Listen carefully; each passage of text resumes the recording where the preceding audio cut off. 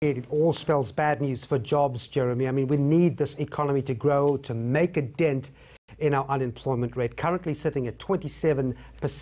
If the economy doesn't grow, it spells bad news for jobs. All right, so let's get into some analysis now. Maarten Ackerman is the Citadel Chief Economist.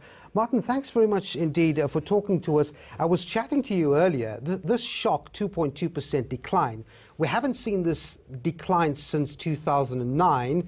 It's a bit of a surprise.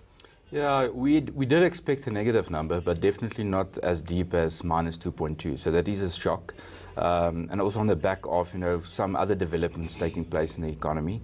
So this is not a good start to the year. It puts a lot of pressure on the growth targets that the government set in the February budget, and also obviously on your fiscal targets.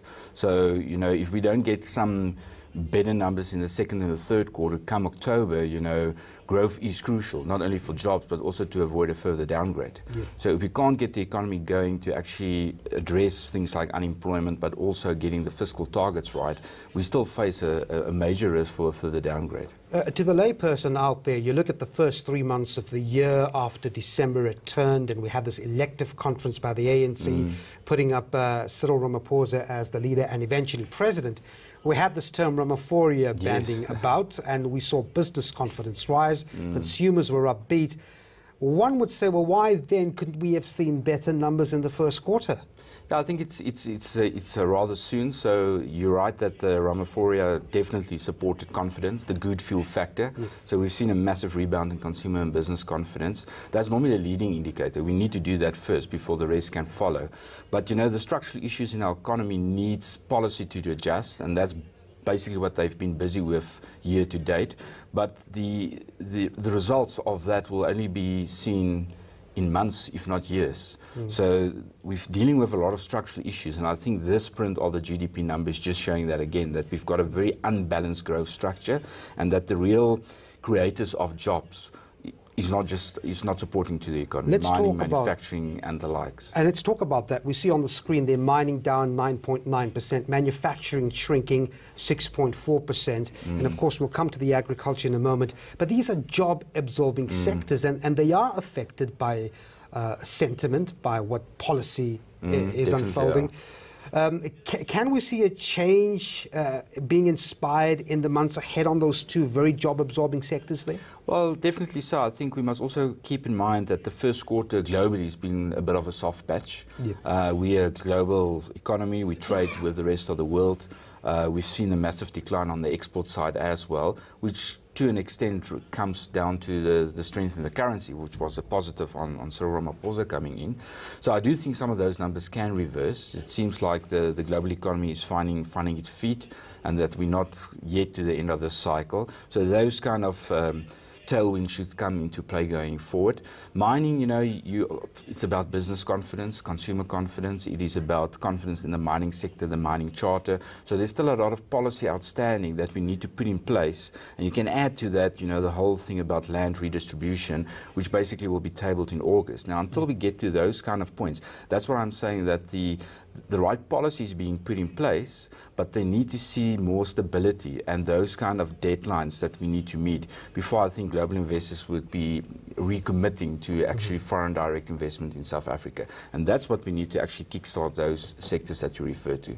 Do we still look at 1.7 to 2% growth for 2018? What's your take?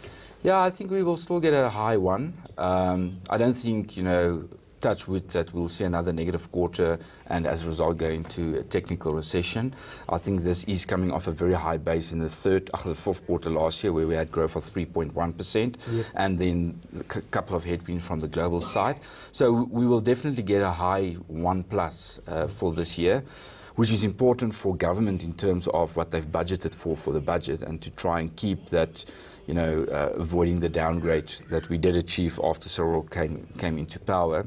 But, 1.5% is still less than what the population is growing at. So we're not moving forward as a nation. So to really address the issues like job creation, we need to get growth to 2.5%+.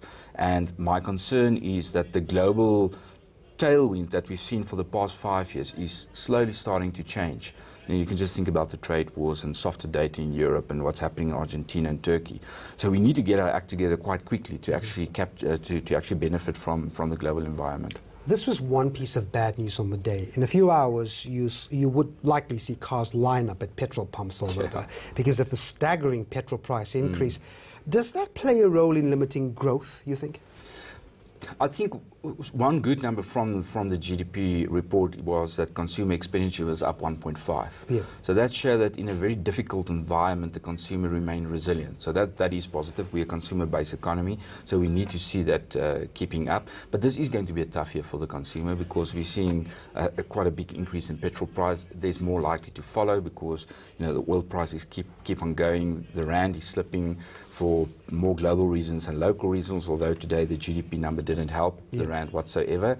So I think it's going to be a very tough year for consumers. And yes, obviously, higher petrol, higher oil, that's not only for South Africa, but for the rest of the world. It is a consumer tax, if you like. It takes money out of your pocket, and it puts pressure on consumer spending and consumer demand. Okay, so not as easy as we want it to be. Maarten Ackerman, Citadel Chief Economist, thanks very much indeed for talking to us. Thank you very much.